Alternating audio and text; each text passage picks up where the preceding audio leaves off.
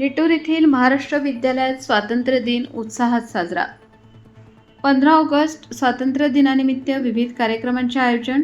निलंगा तालुक्यातील निटूर येथील महाराष्ट्र विद्यालयात 80वा स्वातंत्र्य दिन शनिवार दिनांक 15 ऑगस्ट 2026 रोजी उत्साहात साजरा करण्यात आला. सकाळी गावातून वाजत गाजत घोषणा देत देशभक्तीपर गीत गात लेझिमच्या तालावर प्रभात फेरी काढण्यात आली. गावातील विविध ठिकाणी तिरंगा ध्वजाला मानवंदना देत प्रभात फेरी विद्यालयात आली. कार्यक्रमाचे अध्यक्ष विद्यालयाचे मुख्याध्यापक सुरेंद्र निळकंठराव धुमाळ यांच्या हस्ते ध्वजारोहण करण्यात आले.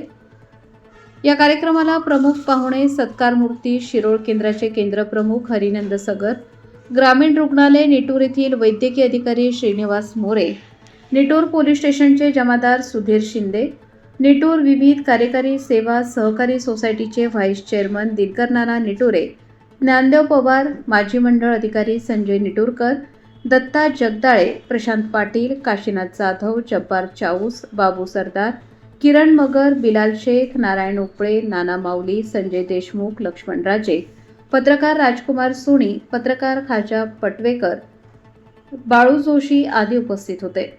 यावेळी मार्च 2026 मध्ये इयत्ता 10वीच्या परीक्षेत प्रथम, द्वितीय व तृतीय आलेल्या विद्यार्थिनींचा पाहुण्यांच्या हस्ते सत्कार करण्यात आला.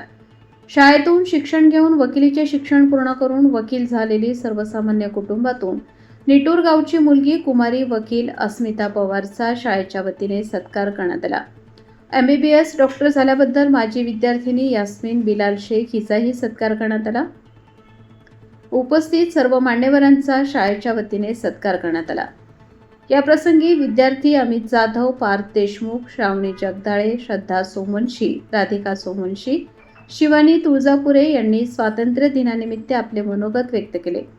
यावेळी शिक्षक हनुमंतराव भोयवार यांनी कार्यक्रमाचे सूत्रसंचालन केले.